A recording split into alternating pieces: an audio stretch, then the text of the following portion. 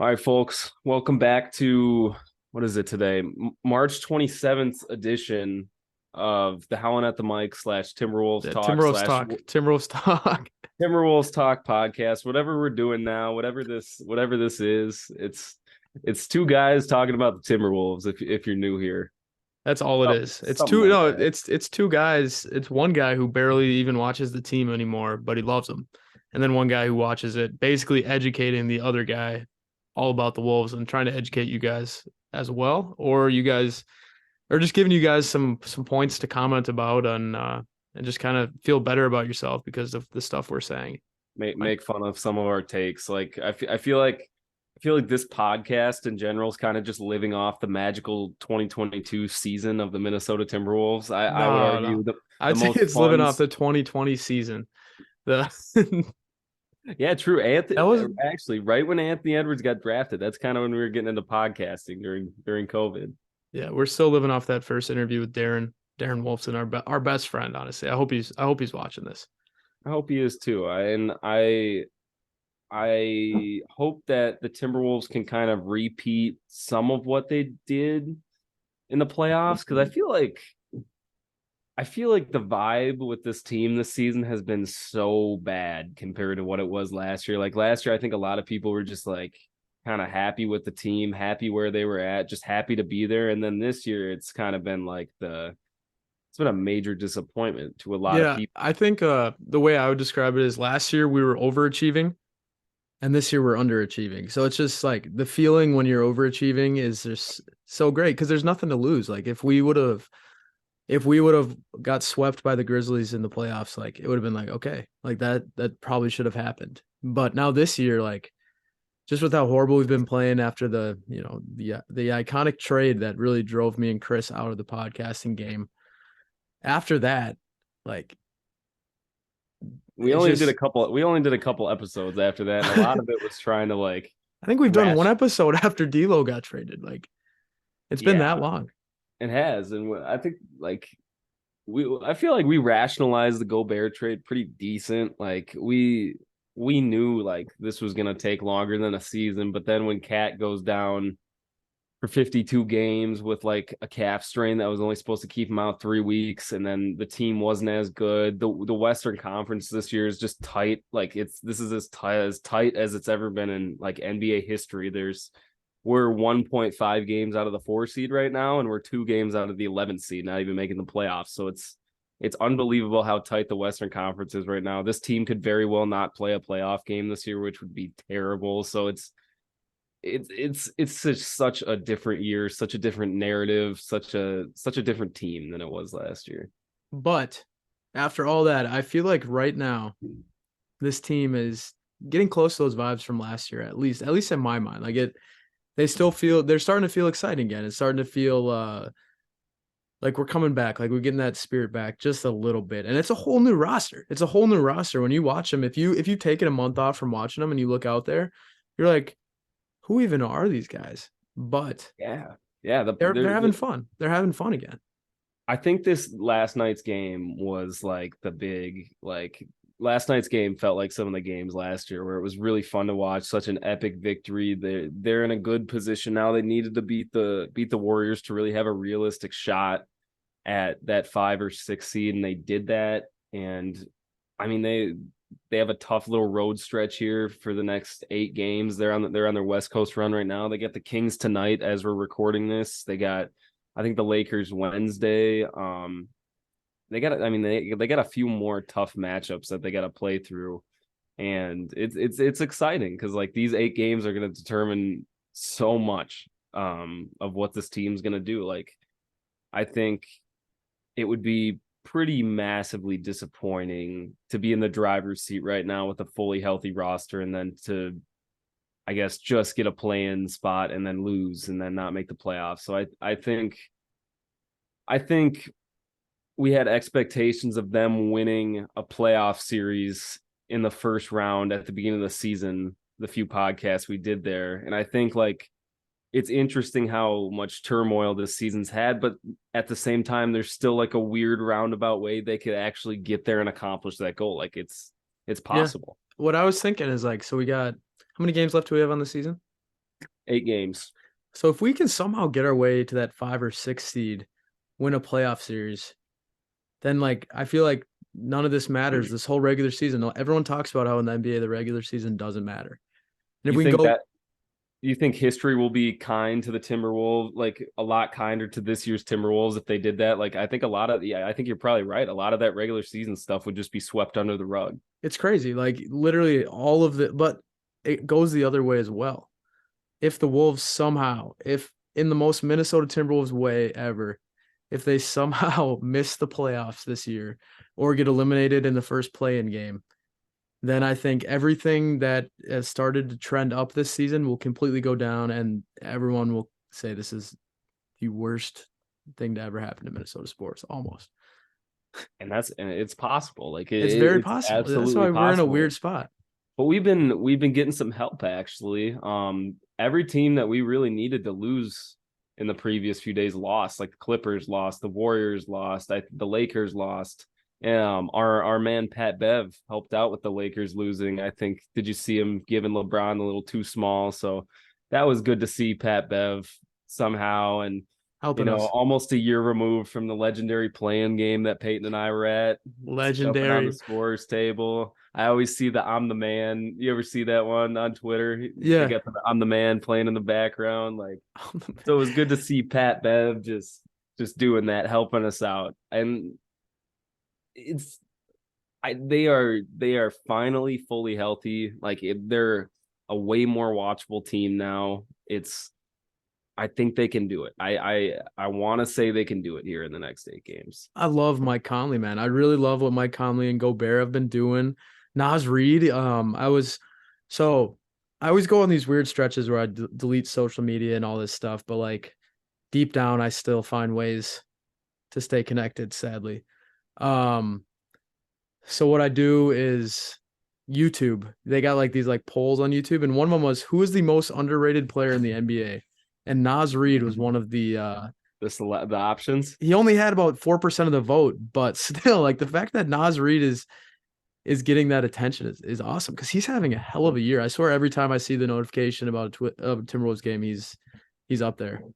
Yeah, and what's too bad about that is like this Gobert trade kind of makes it so it's almost going to be like virtually impossible to sign Nas Reed this offseason. I think a lot of teams know about Nas at this point, and I think he's going to get a contract that the Wolves won't be able to match. And good for Good for Nas him. because he deserves to be a starter, man. We got him coming off the bench is almost a disservice to himself. So I think him being a impact starter somewhere, I think that'd be really, really cool for him. That's a piece that's really worked out. And I think in the past few weeks now, I don't know why Jade McDaniels just all of a Yeah, sudden got he's like a yes. huge like social media bump. Like Yes, I agree too.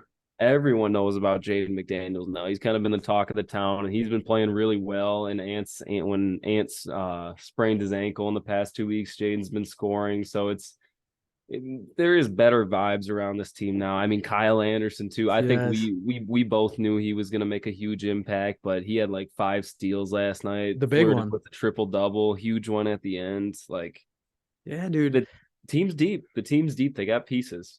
Yeah, and like a question. So say someone hadn't watched the Wolves a lot this year at all, Mhm. and they did a lot of research on the Wolves before the season, watched a few games. What has Jalen Noel been doing this year? How's he been playing? I think Jalen Noel's kind of out of the rotation at this point, which is kind of weird because I think one of the big talking points of the previous offseason was how like is Noel going to take this leap here? Chris Finch was talking a lot how he was going to be the sixth man for the team, the bench scoring option. Like I know Wolves fans were talking about if it was a possibility he would win sixth man of the year. And at this point, especially after the D'Lo trade, and Alexander Walker's been playing good, so he's eaten up those usual Noel guard minutes where he'd be playing with McLaughlin. And I don't know. I don't think there's a route to Jalen Noel being an impact player. And I mean, barring an injury when this team's fully healthy, which is it's too bad. Is this a contract season for him? Is that It is. It okay? is. So this could end up being good for the Wolves if we end up re-signing him because it'll be a lower contract, I guess. the value's low right now, and I know that our friend Doogie came on and told us that they were having contract extension discussions at the beginning of the season, and He it's probably probably should have taken those contract he extensions. probably should have taken those.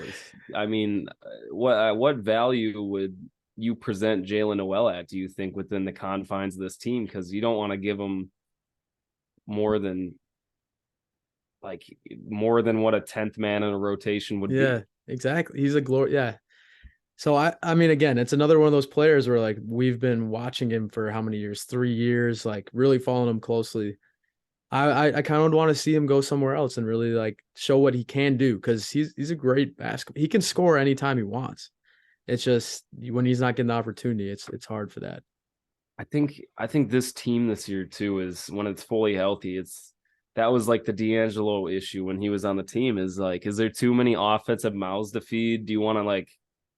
And I think they did a good job at the trade deadline, kind of translating less isolation offense into more playmaking and defending, and Conley and Walker, and then you got the 3 seconds too, which is as we saw at the trade deadline. I mean, like 5 second round picks was the currency for decent role players. So Tim's going to be able to use that to take shots on players or get some players in the offseason, trade for them. So I think overall, pretty like monumental trade. And I think the Timberwolves made out pretty solid, if I'm being completely honest on that.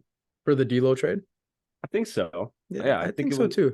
I really I just like I said earlier, I love how Mike Conley fits in. It's just such a better fit than it is a D'Angelo better Russell. fit. And it's just like the perfect player to pair with Gobert. If you're gonna put all that money in on Gobert, might as well pair him with someone that works well with him. Exactly. And I think the big worry too about the D'Lo trade at the time was D'Lo was having that career, season 3 point percentage wise, and like who is going to replace, D'Lo's hot shooting. Well, Mike Conley, since being traded over here on almost 5 3 point attempts per game, is shooting 43% from the 3 point line. Yeah. He made, I think he started the game last night 4 of 4 from the 3 point line. So it's you didn't lose too much. I think you gained maturity, experience, and like just a better overall chemistry fit. A true point guard. You want to know a fun fact about Mike Conley? I do. He has never gotten a technical foul in any level of basketball in his whole life. And that's a good fact because this Wolves team leads the NBA in technical fouls. So I that Is that an underlying reason to why they got him? Because that was a 2K21 stat, or like when they have like the storylines about the players, yeah. they would say that every single time Mike Conley was in the game. So I Yeah. mean maybe he's got one since then. So my fact would be gone, but yeah, he has never gotten a technical foul in his whole life. I mean that's fairly impressive. I feel like Have most you ever got a NBA technical foul? I don't think so. I don't think I played like I only played a year of high school ball. Maybe if I finished out high school but playing high school ball, maybe, but no, I don't think I ever have. Okay, that's Have fair. you? I got one. Yeah, I got one. It was a double technical foul for we were wrestling for the jump ball a little long, and he gave us Mm. both a technical foul, so it just offset. So it was the stupidest technical I've ever got. Like I should be on that Mike Conley level of never having a technical foul. I mean, you like every single NBA game that I've tuned into, I feel like in the past year or so, like I think I see it. It's more often than not, you're gonna see a technical foul, which is I don't know if that's like what is that attributed to? Just players getting more upset, refs getting a little more. I think it's a combination of the players being too entitled. And as we've seen in like last night, Rudy Gobert, he completely fouled the guy. Yeah, Completely fouled him, and then he makes Finch challenge it, which first of all, Finch should not have challenged that. And it was just like it was the most obvious foul I've ever seen. is So that the like one where he like arm checked yeah, Draymond he on arm the check. block? No, it was there. He was going up for the layup. The arm checked him with the left hand, and then Yeah, went to block it, and yep. it's just a obvious foul. And he got teed up because he argued about that one too, didn't he? Or I no, don't that think got so. switched to a flagrant one. I think at like I think that actually hurt the. I know the Timberwolves challenged it, but I think they changed it on there to a flagrant one after they I saw don't the know. review. I don't know about that, but yeah, that was wild. I Um, I do you. This could be completely. wrong, but like I feel like you see so much like more people blaming refs and stuff. Maybe it's like betting culture. I like, do you think Maybe. maybe like sports betting like could play into that? Like, I because think I feel so. I like think so now because, more than ever, like a team loses the game, it's F the refs. Like the well, dude, refs I screwed mean, an us. example was the Creighton Oh San yeah, Diego State. Was it San Diego SDSU game. State? What did you think about that call at the end? I think it was I think it was a foul. I think the guy was in midair, and I think he, however slight it was, it's tough because like you have the crowd of people that say like, oh, you're not supposed to like don't let the whistle determine the end of the play, but like It's a if it foul. affects the shot, it's a foul. It's a Yeah, foul, bro. It was a blatant. I think it was a pretty easy foul call. And like the fact that you're saying they should, or not you, but the fact that people are yeah, saying that you should change your reffing based on like, the time of the game. yeah, like if that happened at any other point in the game, no one would have complained that it was a foul. And like that's such a smart play by San Diego State to make the Yeah, refs make the call. Like just go up and try to get fouled. And if you get fouled, that's great. And he almost missed his free throws, but yeah, I have no problem with that call. it's the same with the Super Bowl too. That holding Yeah. call at the end of the game, and then like I don't know. Back on topic, just talking about free throws. Jaden McDaniel scared the living shit out of me on Oh going yeah. to the free throw line because he's every time he goes up to the line, He looks terrified. He he does. like he doesn't show much emotion, but that dude looks terrified. He looked terrified when he got to the free throw line. I was scared for. I knew he was gonna miss at least one. I was like, this guy is You're just not praying he makes one. If he makes one, that's a godsend. like this dude is not confident at all stepping up. Like I know he's skinny, but he was shaking up there. He was shaking like if he would have accepted Chris's weightlifting battle Yeah, back in the day, which he never did. exactly. He dodged you. No, he did dodge me on that, but you know he kind of made up for the missed free throw. He played really good defense. I guess this was before he shot the free throws, but he was blanketing Curry. Didn't kind of force that Jordan Poole I hate turnover. Jordan Poole, bro. I hate him. I I can't he stand him. Why at the end of the game did he pull up for that deep ass three when I think they were winning at that point? they were they And he were. just pulled up and I swear Curry just hates him. I swear. I was so scared on that last possession too. Whenever Curry gets the basketball, Dude, like and he almost made that one in the corner off one what I foot. mean, Ant did a good job. Ant kind of stayed on his side, like forcing him to the corner there, which was really good. But yeah, he like grazed the front of the rim on that. That would have been an unbelievable shot. That would Imagine if you would have fouled him too. That's what I could that would have been Timberwolves basketball to a T. You I foul him don't on the three. I Were think we the down by last two or three? they were down by 3, so it would have tied it. And then But they if he would would have got fouled and hit that, he would have oh my that would God. have been a Timberwolves ending. Our last live stream we did was versus the Pelicans, and who hit that game Brandon winning? Ingram. Brandon Ingram launched a bomb and just splashed it. We were left speechless. I thought that was going to be the result of that Steph Curry shot, but luckily good defense was played. They've done that a couple times this year though too. Like the Mavericks game, the Ant Jaden defensive sequence that got a lot of Yes, fans. yes. Jaden denying, I think it was Julius Randle against the Knicks. Julius Randle had 57 points that game. Like Jaden blocks him on the last shot. The Trey, I think did he block Trey Young one of Dude, the he's games just so too? good. He's just Jaden McDaniels is insane. Such a versatile defender. Like Dude, some people say he's the best defender in the league, like the best on-ball defender in the league. I he don't know if said that's. that. I mean, I think Giannis might be a little bit better if I had to be honest with you, but Yeah.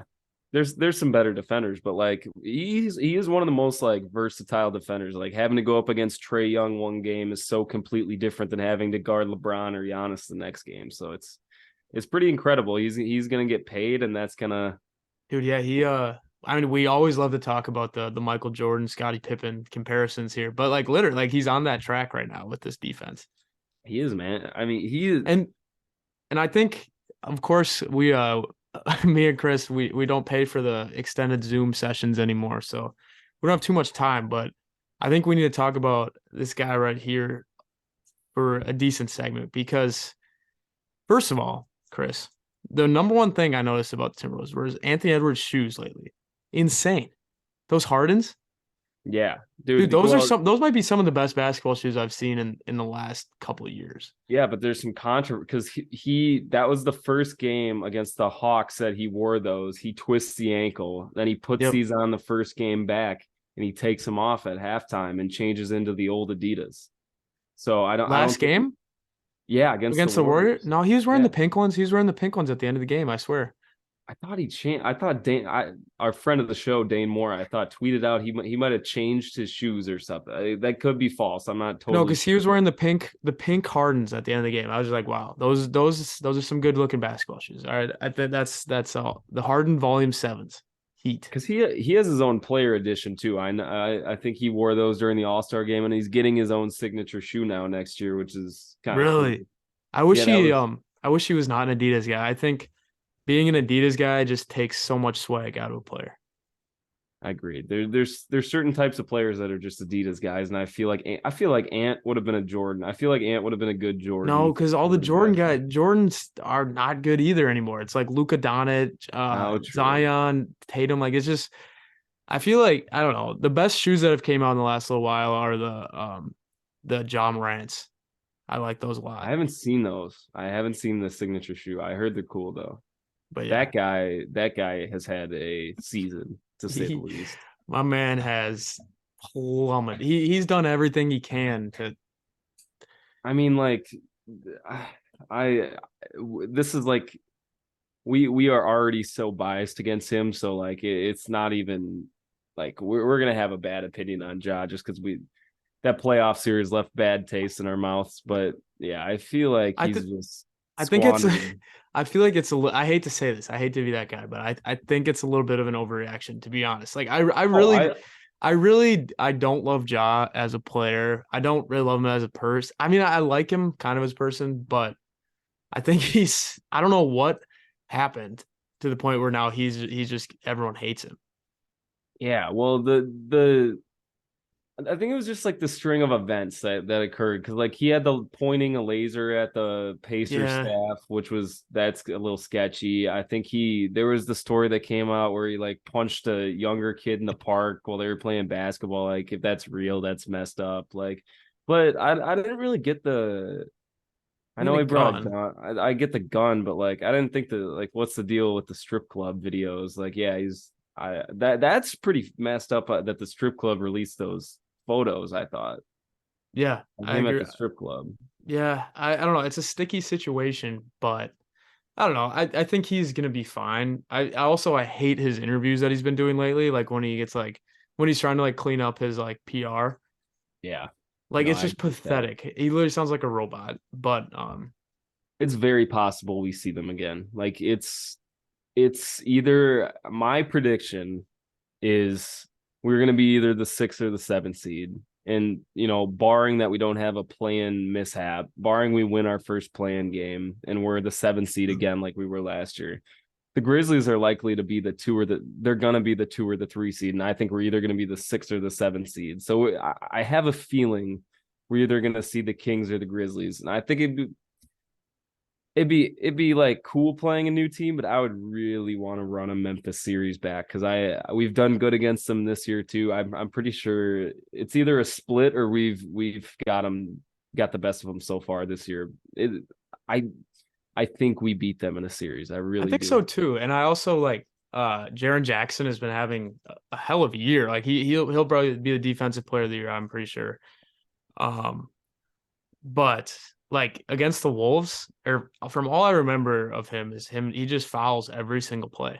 And I think he struggles against the Wolves. Him and So Cat, man, they were going back and forth with the the fouling foul, they're issues. trading fouls. Yeah. But no, Gosh, so I'm not worried about him. Ja, I think we can shut him down if he doesn't shoot 12 to 15 free throws a game. But the what about? guy, I mean, Pat Bev was the big key to that, though. So what does it look Mike like with Conley, Conley on him? Mike Conley, I'd say he's probably just as good of a defender as Pat Bev. Okay, okay. But that's not what I'm worried about. I'm not worried about John Moran. I'm not worried about Jaren Jackson. I'm not worried about Dylan Brooks. I'm only worried about him hurting one of our players. Um, what I'm worried about is Desmond Desmond Bain, Bain. because he'll score 45 against us every game. Just that's just what I remember from him. So Yeah, he he's can a beat the killer. Wolves. He's He's a killer. insane against the Wolves. Tyus has had a really good season too, especially when Ja was not with the team. Tyus was They're better without cooking. Ja sometimes. I remember last year they were better without him. Yeah, they were 22-2 without, or wasn't it? It was either 20-2 or 22 and Something 2 without ridiculous him. without their superstar. Yeah. And So without him again this year, they went on a 7-game win yeah, streak. So it's you gotta look at. I mean, at some point, like you gotta look at that a little bit. Tyus is that guy. I would have, like, if we didn't do the whole Rudy Gobert trade fiasco, and if we just signed Tyus this offseason and traded away D'Lo, I mean, I wouldn't have hated that. But one thing I will say is, I would, if Trey Jones's value is still low, I'd buy in on that Ryan, heavy. I would pay him way more than he's worth, just because I know he's got that same potential. Not just because he's brothers. I think he I might think be this better. I think the Spurs really like him too. That Yeah, could be fun. Maybe Trey Jones gets Wemby and Trey Jones. Maybe that's a fun little connection. What's is the hype for real? Have you watched him at all? I haven't watched too I much of him. haven't, but we're gonna get very controversial on this podcast today. I'm a big Brandon Miller guy. I think he's really good. I hate to say it, but I like D Miller the killer. you can't be saying that, but I think No, that but guy can play. He can he play. can, man. He's He's a Paul George type guy. Like he's a better. Nah, I was I telling don't my know if he's a friends better this night. shooter, I was but getting some flack for it at the bar, but I was saying I just like just the way he moves. Like he moves like a just like the way he shoots, the way he like dribbles. He just did he play? I mean, he probably played himself into a top 5 pick for sure. But I don't see, this is the issue with the NBA draft is like when we were growing up, we saw these players in college, so we kind of knew, like it was more fun because we knew these guys. But like Scoot Henderson and Victor Wembanyama, the top two guys, we know nothing about. one Yeah, plays for the G League and the other plays overseas. So I don't know anything. I've never seen them play, which is the yeah, issue. But like and if they would have been on like Duke or North Carolina or Virginia or something, we would have got to see them in the tournament, and that it kind of brings the awareness to the draft. I think it's more fun. And another thing here while we're talking about basketball is I think the NCAA tournament has been getting so much disrespect. I feel like college basketball has been so disrespected this year. Like I see a lot of, like De'Aaron Fox was talking about it today, how it's just not fun to watch. Like the shot making's not there. Like they're just not as good. I'm like, dude, like I think the NCAA tournament is the greatest sporting event on the planet. I think it's so interesting. You get to know some of these players like actually before the end. Like if you're an NBA yeah, fan, you get to see some of them. So I let's stop all the NCAA tournament disrespect I'm seeing. yeah. And I think this year is in its like it's just been a great. Mm. Well, we got the timer up there. I see it. You got it too. Yeah, we got 9 minutes. I, Oh, that's nice. I had a timer on my phone, but that's nice. We got the timer up there. But yeah, I think this year has been awesome because it's less predictable. There's no team that is just going to win it all. Like we literally have FAU in the Final Four. FAU, dude. Right? It's FAU versus what is it? San Diego State, I San think. Diego State. That's one of the Final Four sides. Yeah, That's and what's the other one? unbelievable. Miami versus UConn. Miami versus UConn, and even like UConn, I saw, but like I had Miami losing in the first round. Miami was kind of a surprise. This is the weirdest Final Four. What'd you say? Sorry, you froze there for a second. No, you froze. It wasn't me. Um, I said I had Miami losing in the first round and San Diego State losing in the first round. Yeah, man, And the FAU losing in the first round. I had all three of those teams losing in the first round.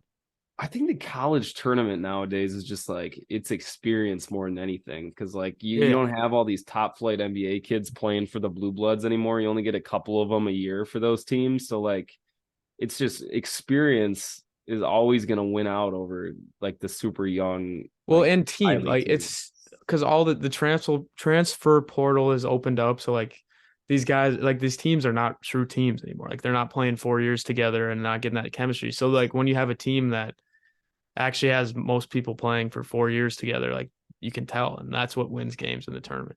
And that's why I had Texas.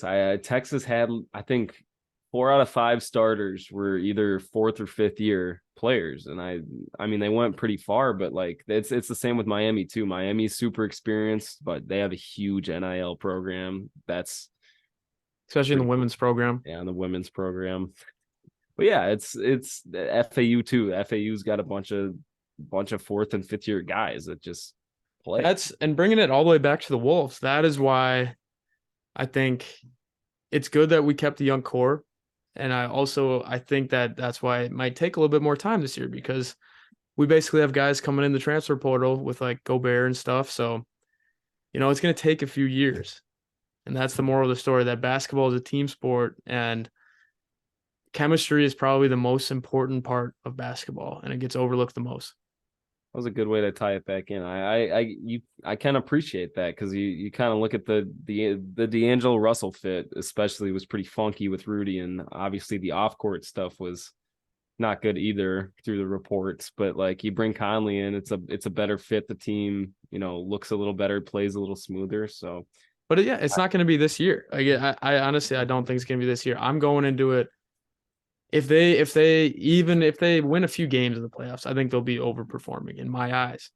So I just can't be disappointed this year. That's a good way to look at it. It's true. It's an honest way to look at it. Like, they're like, at the moment too, like they're raising their ceiling each game. I think that they're together, and I think they're getting hot at the right time too, which is really nice. I think that they're playing their best basketball of the year finally, which is really signature wins. Bringing it back to NCAA, because that seems to be what we're tying everything back to.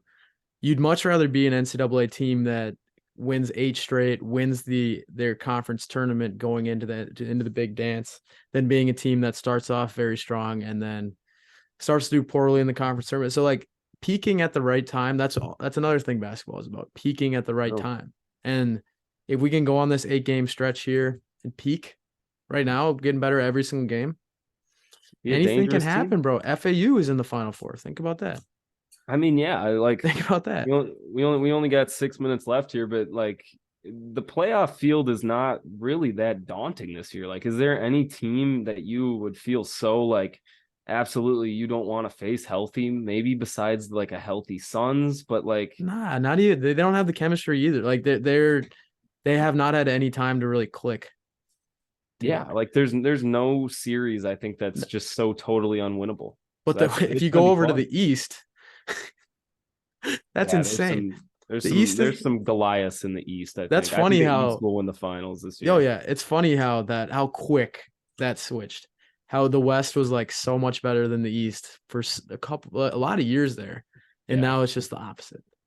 Yeah, I mean, all the top tier talent I feel like is in the East. Like it's going to be a 3-team. Like this is my point. Like, you do not want to play the Bucks in the first round. You would not want to play the Sixers in the first round. You wouldn't want the Celtics in the first round, but like, getting the Nuggets in the first round, that's the West 1 seed. I don't think that's where a legit 1-8 upset could happen. If you're the Wolves, you want the Nuggets, because we beat the play Nuggets well all against the time. Oh yeah. What about I guess with the last 5 minutes, who's your MVP right now?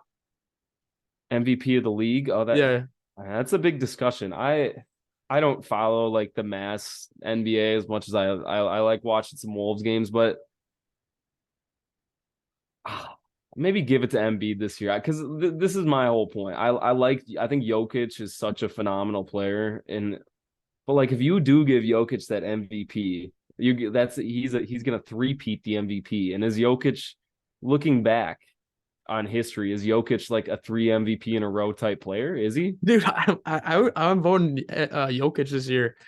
Just like, you're going Jokic? Yeah, like every time that they argue about it on First Take, like, it's just like, it's so obviously Jokic that he's number 1 team in the West. They bring up the triple double thing, that he's like he's trying to get triple doubles, but like, they're 28-0 when he has a triple double or something ridiculous like that. Like, yeah, I mean, he's having one of the best seasons ever. He has the resume to do it again. He's having a better year than he had last year and the year before, you could say. You could argue. Well, was it the last year was the debatable one, or was it the year before? There was one that was debatable, but yeah, like, if you're going to give it to him the last 2 years, I don't know what changes. You have to give it to him this year again. No, yeah, I agree with that. I think that was a big thing. I watched him in person over Christmas break, and dude, some of the he really does. He plays the game the right way. Who's He your makes Timberwolves team MVP this year? Ant. Ant. Ants, I think bro. so I wish we too. could have talked about him more, but I love him. He's He awesome. was a little lethargic last night. I hope he's up to play tonight because Cat's gonna be out. We're gonna really need to win this game too. I mean, this is a really important game. So And he'll play. yeah, he needs to be on his game tonight. We need to win. All It'll right. be interesting. Well, Chris, always great talking Wolves with you, man. Again, we can't make any promises when we'll hop back on. I guess if this gets 20 likes, all 20 right, likes. Okay. and if there's even 20 people watching to this point, which I don't know, you never know. If this gets 20 likes, we'll do a weekly one every week until it doesn't get 20 likes. I can do that. I think we'll have some playoff content out too. I think the playoff streams were pretty fun last year. So Yeah, we're definitely gonna do a playoff stream for sure. We gotta, I mean, yeah, we'll figure that out. But yeah, I think that's something we have to do. all right, King. All All right, right, brother. fans. All right, Peyton. It's been a good podcast. It's been good. We'll catch you guys on the next one. See ya.